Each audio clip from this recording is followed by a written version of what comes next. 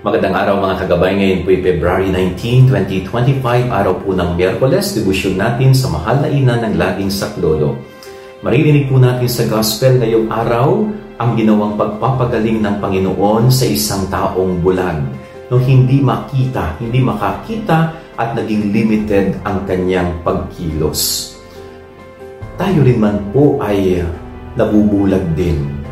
Hindi man physical blindness, pero kuminsan nabubulag yung puso natin, nabubulag yung isipan natin sa mga bagay na taliwas sa kalooban ng Diyos.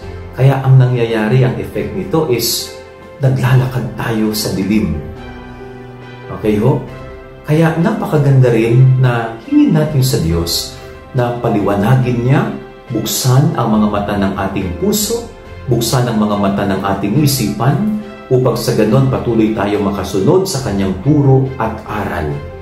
Upang sa ganon sa liwanag ni Kristo tayo dadaan at susunod, hindi tayo mamumuhay sa kadiliman.